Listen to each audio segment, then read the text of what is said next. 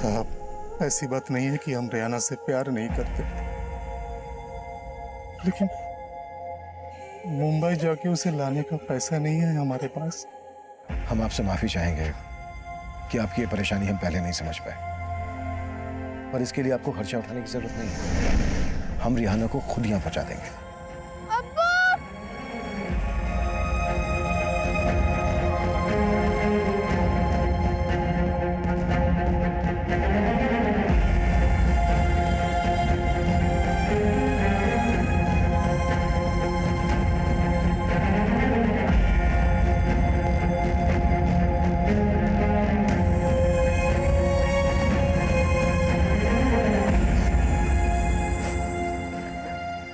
এটা তোমার জন্য।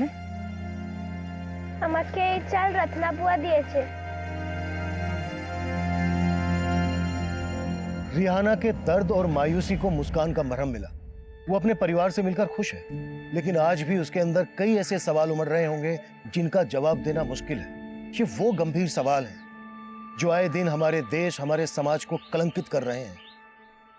रेप जैसा अमानवीय अपराध रोजाना हमारी बहन, हमारी बेटियों, बच्चियों को पीड़ित बना रहा है, लेकिन हम चाहकर भी इसकी रोकथाम नहीं कर पा रहे हैं।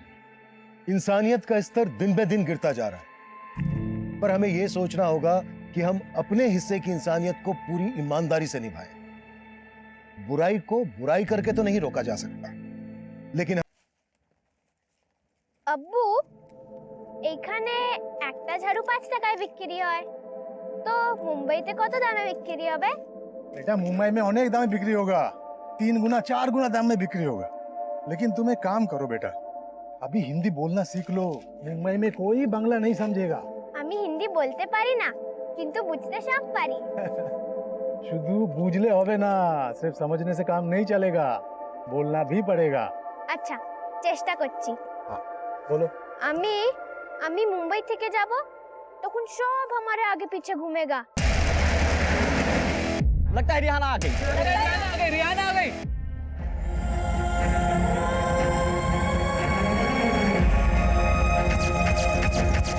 हम मेम बन जाएगा और फिर सब हमारा फोटो निकालेगा ऐसे।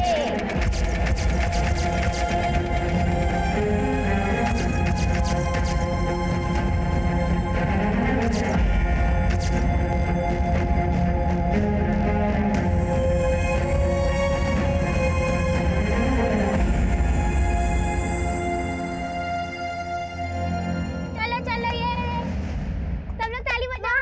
बात हो गई। हाँ, 2 मिनट बेटा, भात बन गया। तुम खेलो, मैं जल्दी खाना देती हूँ। চলো এখন বসে পড়ো, এখন আমরা পাঞ্চিউর খেলবো। চলো পাঞ্চিউর।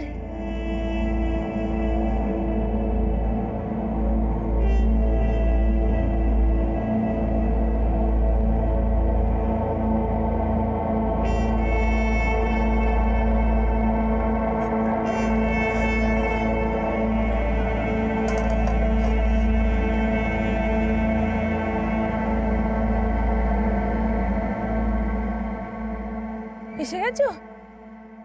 রেশন लेकर नहीं आई? किराने वाले झाड़ू नहीं लिए और उधार देने से भी मना कर दिया। बच्चे भूखे हैं। मैंने झूठ कहा, भात बन रहा है। क्या जवाब देंगे उन लोगों को? চলো চলো, সবাই ঘুমিয়ে পড়ো। আমি তোমাদের গান শোনাবো, চলো শুয়ে পড়ো সবাই। ভুক লাগিয়ে। হ্যাঁ জানি খিদে পেয়েছে, কিন্তু এখন ভাত তৈরি হতে সময় লাগবে না। আমি তোমাদের গান শোনাবো, চলো শুয়ে পড়ো। শুয়ে যাও।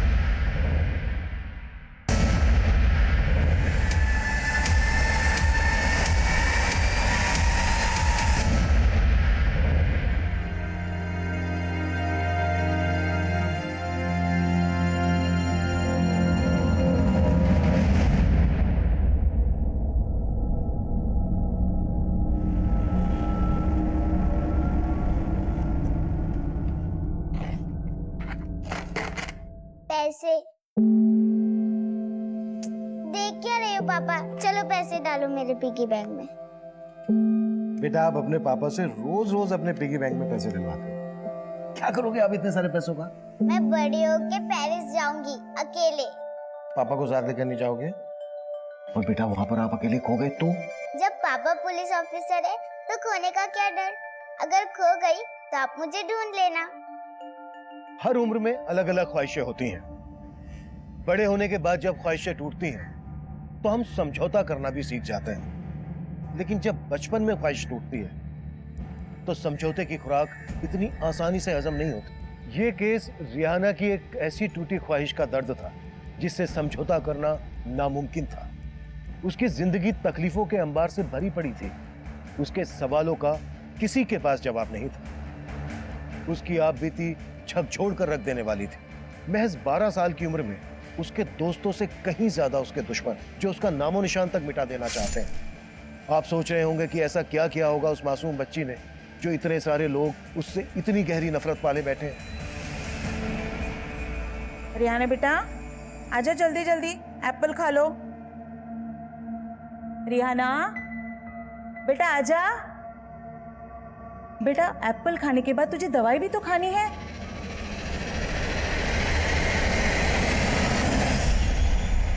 क्या हुआ बेटा? रिहाना क्या हुआ बेटा? क्यों डर रही है? हाँ? रिहाना लग जाएगा बेटा, छोड़। तुम यहाँ आके मारना चाहता हमको? नहीं बेटा, हमें मारने देते नहीं। अम्मू को बुला, बुआ को बुला। पाटिल साहब लौकर या। बेटा बेटा लग जाएगा बेटा, बेटा बेटा लग जाएगा।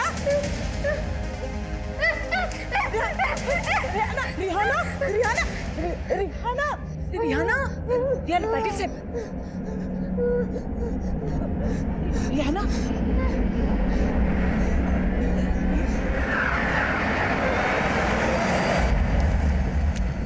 नीचे बस।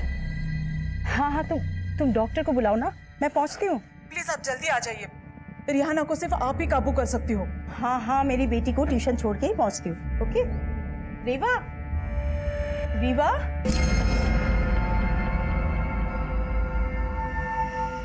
रीवा, रीवा, रीवा, बेटा।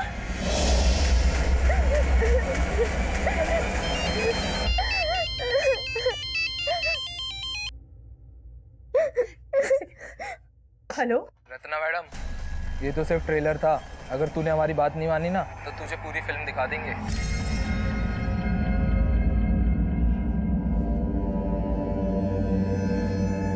रत्ना मैडम नहीं आई? मुसीबतें उनका पीछा ही नहीं छोड़ रही है, इसीलिए उन्होंने मुझे भेजा। वो लोग अब काबू से बाहर हो गए। वो लोग रिहाना को नहीं मार पाए, इसलिए रत्ना मैडम के पीछे पड़ गए।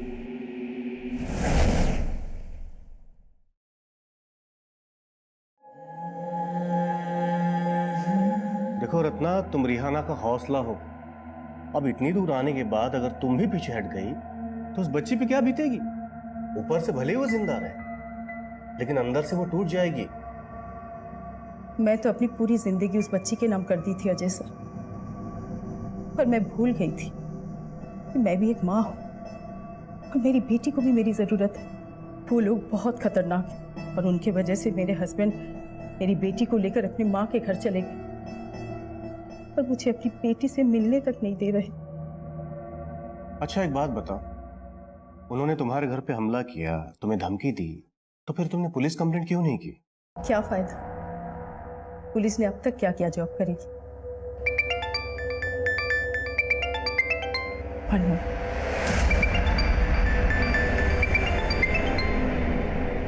हाँ शबनम बोलो। हेलो हेलो रत्ना मैडम, बोलो बोलो मेरी दुकान।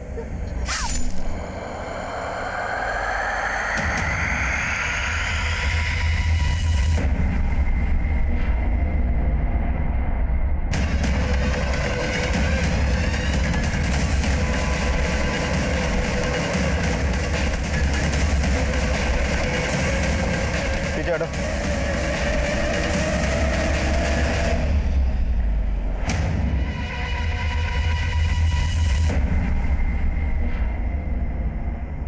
किसने मारा इसे? कौन था? किसी ने देखा?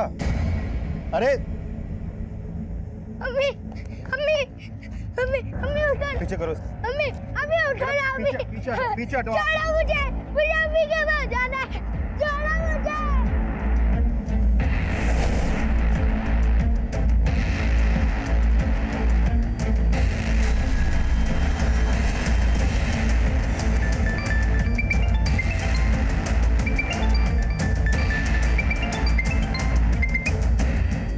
जैन सर, इस केस में मेरी एंट्री शबनम के मर्डर के बाद हुई थी। तब शबनम मर्डर केस रिहाना के केस से जुड़ा माना जा रहा था। यह केस एक ऐसे ह्यूमन एंगल से जुड़ा था जिसमें भूखमरी से लड़ रही रिहाना एक कभी ना खत्म होने वाली लड़ाई लड़ रही थी, और ये लड़ाई उसे वेस्ट बंगाल से मुंबई ले आई थी, और तब मैं भी उसके इस दर्दनाक सफर का हिस्सा बन गया था। जैन सर, जय सर ये रिहाना केस की फाइल। शबनम मर्डर केस की क्या अपडेट है, पहले ये बताओ। सर जाहिर है कि शबनम का मर्डर करने वाले उन्हीं लोगों से कनेक्टेड है जो रिहाना केस के सस्पेक्ट हैं, लेकिन फिलहाल कोई स्ट्रॉन्ग एविडेंस नहीं मिला सर वहां ना तो कोई सीसीटीवी था और ना ही क्राइम सीन का कोई ऐसा विटनेस सामने आया जो उन क्रिमिनल्स के खिलाफ कुछ बोले। सब डरे हुए हैं सर। क्यों डरे हुए? उनके अंदर के डर को निकालना, उन्हें कॉन्फिडेंस में लेना भी तो हमारा ही काम है ना। चलो एक बार को मान लेते हैं कि शबनम को उन लोगों ने टारगेट बनाया जो रिहाना केस में सस्पेक्ट है, लेकिन उन्होंने शबनम को 1 साल के बाद टारगेट क्यों बनाया? रिहाना तो शबनम को 1 साल पहले मिली थी ना।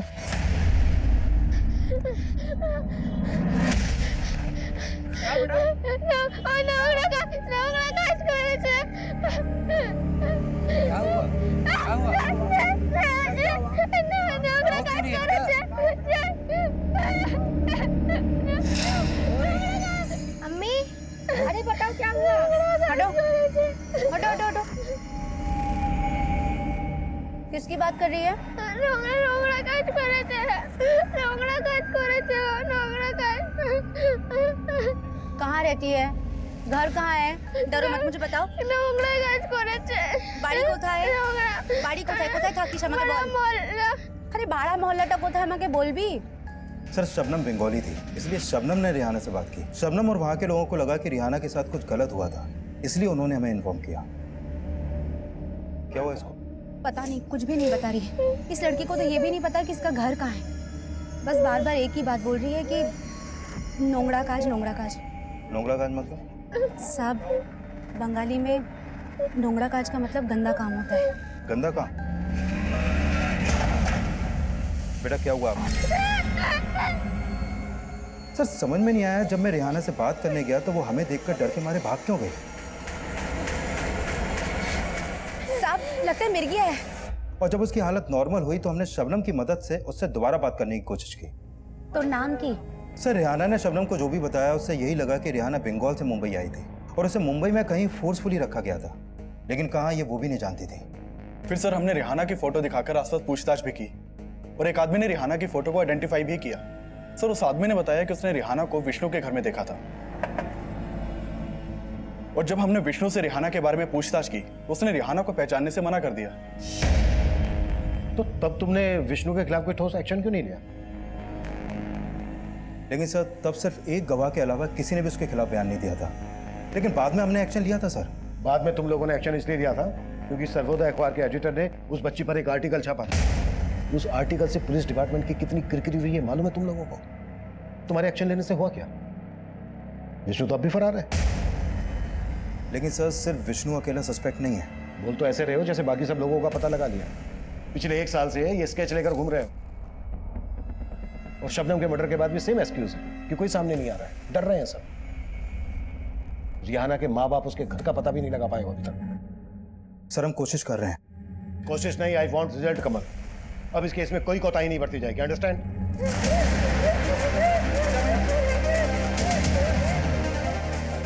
हेलो रत्ना मैडम, आपने रिहाना को जो बुक दी थी वो गुस्से में फाड़े जा रही है। हाँ सुनिधि, मैं जानती हूँ कि रिहाना मुझसे मिलना चाहती है, पर मैं अभी अपनी बेटी रिवा से मिलने जा रही हूँ। लेकिन मैडम रिहाना भी तो आपकी बेटी जैसी है, प्लीज एक बार आने की कोशिश कीजिए। हाँ हाँ मैं समझती हूँ, मैं टाइम निकाल के आऊँगी।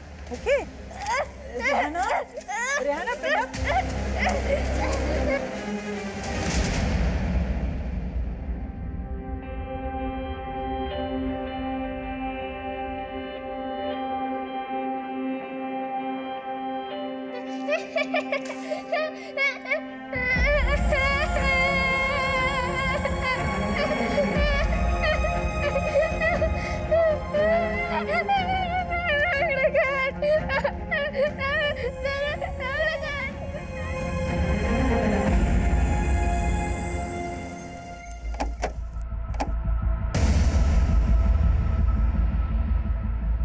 सर, यही शबनम की दुकान है। शबनम का बेटा भी यहाँ आता था कभी कभी, और शबनम का एक भाई भी है सर। सर, मैंने शबनम के बेटे और उसके भाई से भी पूछताछ करने की कोशिश की, लेकिन वो लोग भी चुप रहे। और शबनम की मौत के बाद उसके बेटे को शबनम का भाई अपने साथ ले गया। शबनम का मर्डर दोपहर को 12 बजे हुआ। ऐसा लग नहीं रहा है कि हत्यारों को किसी ने विटनेस ना किया।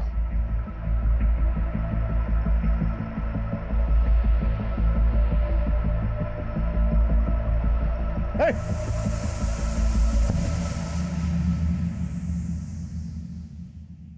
तो मुझे देख के ऐसे अचानक जाने क्यों लगे? क्योंकि मुझे मालूम है साहब, आप वही सब पूछिए और मैं कुछ नहीं जानता। आपको देखकर ऐसा लग नहीं रहा है कि आप कुछ नहीं जानते। देखिए, आपको डरने की जरूरत नहीं है। आपकी हिफाजत की जिम्मेदारी हमारी है। आपने जो भी देखा, आप जो भी जानते हैं, हमें बता दीजिए। साहब, 3 लोग थे वो, और उन्होंने चेहरे पे कपड़ा लगाया हुआ था, और वो तीनों एक ब्लू कलर की वैन से आए थे और उसी में वापस चले गए। इसके अलावा मैं कुछ नहीं जानता। इस एरिया में आने वाले सभी रास्तों के सीसीटीवी खंगालो। वारदात के वक्त जितनी भी ब्लू गाड़ी इस डायरेक्शन में आई है, इस डायरेक्शन से गई, सबको जीरो डाउन करो। शबनम के भाई और बेटे से दोबारा मिलने की कोशिश करो। शबनम से जुड़ी हर बात पता करो। हम शबनम के मर्डर को रिहाना केस से जुड़ा हुआ मान रहे हैं, और हो सकता है अपराधी हमारी सोच। रिहाना जब भी किसी को पुलिस की वर्दी में देखती थी तो उसकी बेचैनी और ज्यादा बढ़ जाती थी। ये इस केस का एक ऐसा रहस्य था जिसकी असल वजह तब तक ढूंढी ही नहीं गई थी। और सवाल यह भी था कि अगर रिहाना पुलिस वालों को देखकर डर रही थी तो विष्णु ने उसके साथ ऐसा क्या किया था, और वो नोंगरा का ऐसा क्या गलत काम था जिसका रिहाना बार बार जिक्र कर रही थी। इन सवालों की सतह में कई चौंकाने वाले राज दफन थे, और हमारी सबसे बड़ी लाचारी यह थी कि पिछले 1 साल से रिहाना अपने परिवार से दूर थी, और हम चाहकर भी यह पता लगाने में नाकाम थे कि रिहाना का परिवार तब कहां था। तब हमारी इन्वेस्टिगेशन की अगली कड़ी रत्ना थी। शबनम के मर्डर के बाद रिहाना ही नहीं, रत्ना की जिंदगी भी खतरे में थी। आपके घर पर हमला हुआ था, आपकी बेटी को आपके घर पर बांध दिया गया था। हाँ सर, उन्होंने मुझे फोन पे धमकी दी थी। लेकिन मेरी टीम ने मुझे इस बारे में कुछ नहीं बताया। क्योंकि मैंने उन्हें बताया ही नहीं था।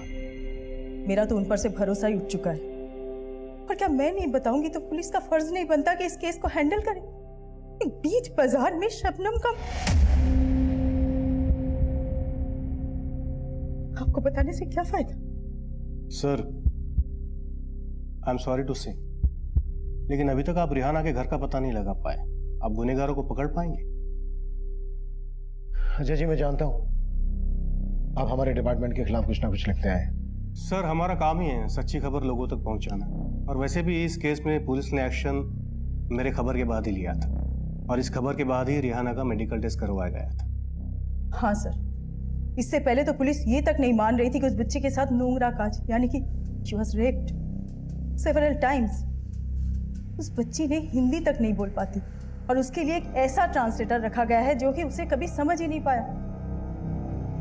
मैं तो ह्यूमैनिटी ग्राउंड से अपने कॉलेज से शेड्यूल निकाल कर उस बच्ची के लिए ट्रांसलेटर बनी। আমি 15 दिन ধরে विष्णुर घरे ছিলাম। ये बोल रही है कि 15 दिन से ये विष्णु के घर पे रह रही थी, और उसके हाथ बीती को समझी, और उसके बिहाफ में कोर्ट में हियरिंग में शामिल हुई। मिलॉर्ड, सबसे पहले मैं कोर्ट का शुक्रिया अदा करूंगा कि उन्होंने रत्ना को रिहाना के बिहाफ पर ट्रांसलेटर नियुक्त करने की इजाज़त दी। और अब मैं चाहूंगा कि रत्ना जी कोर्ट को वो सारी बातें बताएं जो रिहाना ने उन्हें बताई, कि कितने वक्त से रिहाना विष्णु के घर में रह रही थी और विष्णु उनके साथ कितनी ज्यादतियां करते थे। सर, रिहाना ने मुझे बताया कि वो करीब 15 दिन से विष्णु के घर रह रही थी, और उसने मुझे ये भी बताया कि विष्णु उसके साथ रोज कई बार रेप करता था। मिलॉर्ड, रिहाना के साथ विष्णु जानवरों की तरह पेश आता था। वो रिहाना का सिर्फ रेप ही नहीं करता था, बल्कि उसके बदन को नोचता था, खसोटता था, जिसकी गवाही रिहाना की ये मेडिकल रिपोर्ट दे रही है। Objection my Lord.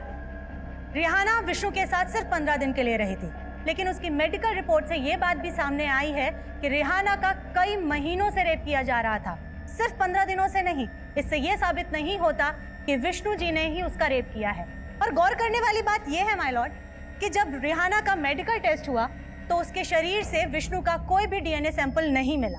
और ऐसा इसलिए हुआ मिलॉर्ड कि पुलिस ने रिहाना का मेडिकल करवाने में देर की। और अगर विष्णु ने ऐसा कुछ किया ही नहीं तो फिर इसने झूठ क्यों कहा?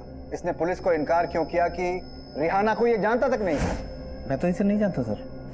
क्योंकि मेरे क्लाइंट डर गए थे माय लॉर्ड, क्योंकि उन्होंने रिहाना को सिर्फ कामकाज के लिए रखा हुआ था। आप बताएंगे कोर्ट को कि आपको रिहाना से किसने मिलवाया था? आफ्ताब। माना कि मैंने पहले झूठ बोला था, लेकिन आफ्ताब ने मुझसे सबसे बड़ा झूठ बोला जब वो रिहाना को मेरे घर पे लेकर आया था। सेठ, झाड़ू पोछा बर्तन घर का सारा काम जानती है। पगार कितना लगी? लड़की जरूरतमंद है, रहने खाने के साथ अगर 5,000 रुपये महीना दोगे ना तो इसके घर वालों का भला हो जाएगा। वो बोला रिहाना 15 साल की है। सर मैंने तभी आफ्ताब को 5,000 रुपये एडवांस भी दिया था, लेकिन बाद में उसने मुझे ब्लैकमेल करना शुरू कर दिया। ब्लैकमेल? हाँ सर, सच तो यही है। वो जानता था रिहाना का रेप हुआ था, वो मुझे फ़ोन करके धमकी देता था सर। हेलो। देख सेठ, अगर तूने मुझे 5 लाख रुपए नहीं दिए ना तो तेरा वो हाल होगा कि जिंदगी भर पछताएगा तू। सर मैं तब भी बहुत डरा हुआ था, मेरे पास इतने पैसे नहीं थे और अचानक रिहाना गायब हो गई और ये सब हो गया। ये जो रिहाना कर रही है ना, ये सब आफ्ताब के कहने पर कर रही है सर। ये सब आफ्ताब का किया धरा है सर। विष्णु ने सरासर झूठ बोला था, इसीलिए तो जमानत मिलते ही फरार हो गया। नाम श्योर विष्णु ने ही शबनम का मर्डर करवाया और उसी ने मुझे फोन में धमकी दी। ये धमकी वाला कॉल किस नंबर से आया था?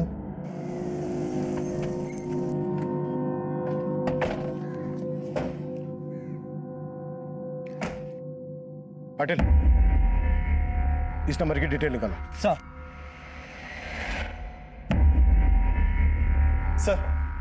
मैंने शबनम के भाई और बेटे से बात करने की कोशिश की, लेकिन कोई फायदा नहीं हुआ। सर शबनम के बैकग्राउंड में ऐसा कुछ भी सस्पिशियस नहीं मिला जिससे ये पता चल सके कि शबनम के मर्डर के पीछे कोई पर्सनल एंगल हो। रिहाना की फैमिली का पता लगाने के लिए क्या क्या एक्शन लिए गए? सर मैंने वेस्ट बंगाल पुलिस हेडक्वार्टर में रिहाना की फोटो भेजी थी, लेकिन वहां से अभी तक कोई अपडेट नहीं मिला। कोई अपडेट नहीं मिला तो हाथ पे हाथ रखकर बैठ गए? अब शर्मा झुकाओ इस तरह से, तुरंत वेस्ट बंगाल के लिए निकलो और जब तक रिहाना की फैमिली का पता नहीं चल जाता है वापस मत आना। सर।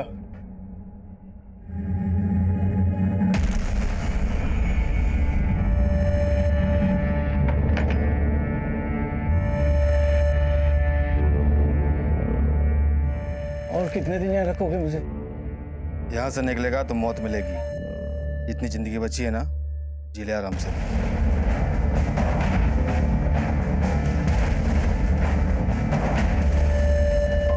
कमिंग सर, मैंने उस ब्लू कलर की वैन का ट्रायल चेक किया जिसमें शबनम के हत्यारों को जाते हुए देखा गया था। सर शबनम की दुकान से करीब आधा किलोमीटर दूर एक सीसीटीवी में सेम वैसी एक ब्लू वैन कैप्चर हुई है। सर शबनम की हत्या से कुछ ही देर पहले ये वैन शबनम की दुकान की तरफ गई और करीब 20 मिनट बाद ये वैन उसी तरफ से वापस आई। सर उस आदमी ने इस वैन को आइडेंटिफाई कर लिया जिसने स्टेटमेंट दिया था। सर गाड़ी का ये नंबर फेक है, लेकिन इन क्रिमिनल्स तक पहुंचने की हर पॉसिबिलिटीज पर काम कर रहा हूं मैं। इस क्राइम सीन का डम डेटा भी निकलवा लिया है, वहां से कोई ना कोई सस्पिशियस नंबर तो जरूर मिलेगा। और ये दोनों कब मिलेंगे?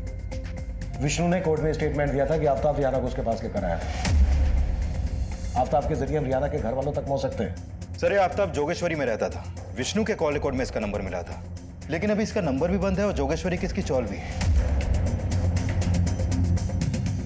सर आफ्ताब के गायब होने के बाद हमें लगा था कि विष्णु सही बोल रहा है, लेकिन फिर अचानक से विष्णु भी गायब हो गया। सर आफ्ताब के बारे में अभी तक हमने जो भी पता किया उससे लगता नहीं है कि ये कोई बड़ा गेम कर सकता है। ये एक मामूली सा पिंप है सर। हो सकता है कि रिहाना की दलाली करता हो और रिहाना के साथ रेप करने वाले इसी के कस्टमर हो, क्योंकि सर बाद में रिहाना ने यह भी बोला था कि कई लोगों ने उसके साथ रेप किया था। आफ्ताब के बाद इस सलीम का नाम भी काफी उछला था। सर सलीम का नंबर आफ्ताब के कॉल रिकॉर्ड में मिला था और ये तब से फरार है। हमें इस सलीम की कहानी को भी समझना होगा और इस रात से भी पर्दा गिराना होगा कि रिहाना पुलिस की वर्दी को देखकर इतना डर क्यों जाती है। रिहाना, बुआ,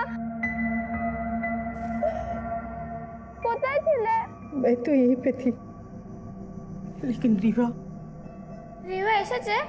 नहीं बेटा, रीवा तो नहीं आई है, पर एक अंकल आए हैं, तुमसे कुछ बात करना चाहते। बेटा, अंकल सलीम के बारे में जानना चाहते। बोलो तुम्हें তোমাকে আপুর কাছে নিয়ে যাবে, বলো শোনা। আমি গ্রামে ছিলাম। ये गांव में थी, অনেক খুশ ছিলাম। बहुत खुश भी थी। আর তখনই প্রথমবার আমি সলিম ভাইজানকে দেখেছি। तभी ये पहली बार सलीम से मिली। कब छेड़े देवो। बहुत मीठा गला है रिहाना का, एकदम मुंबई के लिए बना हुआ है। तू तो ऐसे बोल रहा है जैसे इसको गवैया बना देगा। वो हमारा इतना पहचान का, लेकिन मुंबई में हम अच्छा काम दिलवा सकते हैं। अपने यहाँ का तमाम लड़की हैं जो लोगों के घरे में चौका बर्तन करती हैं, बहुत पैसा भेजती है अपने अपने घर। वो तो है, लेकिन मेरा दिल नहीं मानता रियाना को इतना दूर भेजने के लिए। सोच लो, घर में खाने के लाले पड़े, 2 वक्त का खाना नसीब हो जाएगा। সত্যি ভাইজান, আমি बहुत पैसा কামাবো। हाँ रिहाना, बहुत पैसा कमाओगी तुम। আব্বু আব্বু আমাকে পাঠানো মুম্বাই, আব্বু আমি অনেক পয়সা কামাবো। तो मुंबई तुम्हें सलीम लेकर आया था?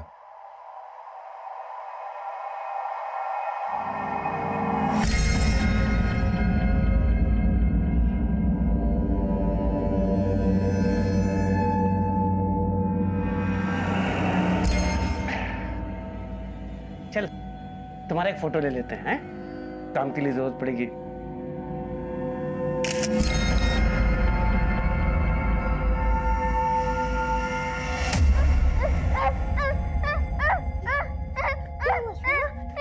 सब ठीक हो जाएगा। कुछ ठीक नहीं होगा।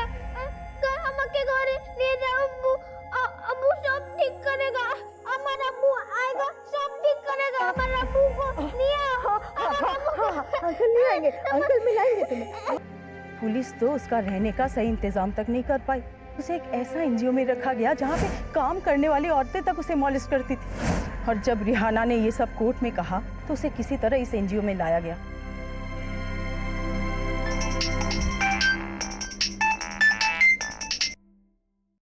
हाँ कमल सर, जिस नंबर से रत्ना को थ्रेट कॉल की गई थी वो नंबर फेक आईडी से लिया गया था, और जिस समय रत्ना को कॉल हुई थी उस समय वो नंबर मीरा भाईंदर में एक्टिव था, और जब उस नंबर के कॉल रिकॉर्ड निकाले तो उसमें एक और नंबर मिला सर, और वो नंबर भी फेक आईडी से लिया गया था, लेकिन वो नंबर अक्सर नाला सुपारा में एक्टिव रहता है। कमल, नाला सुपारा के इस नंबर को ट्रेस करो, कि हमारे किसी सस्पेक्ट का नंबर हो सकता है। Okay sir. ओके। हम तब उन दोनों संदिग्ध मोबाइल्स नंबर की जांच में जुटे थे। वहीं वेस्ट बंगाल में रिहाना के परिवार की तलाश भी जोरों पर थी। तभी हमने उन दोनों नंबर्स में से एक नंबर को नाला सोपारा में ट्रैक किया।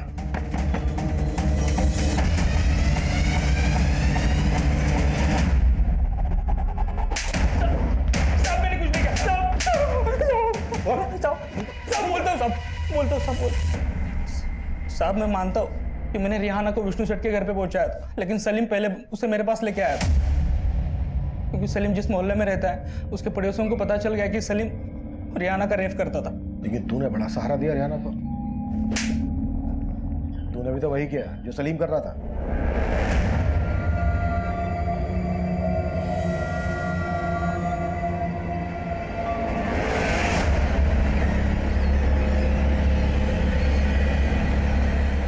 माल तो अच्छा लाया रे तूने। लाना, इसके लिए और ग्राहक, तू भी कमा मैं भी कमाएगा। साहब फिर एक दिन मैं रिहाना को विष्णु सेठ के घर पे लेके गया।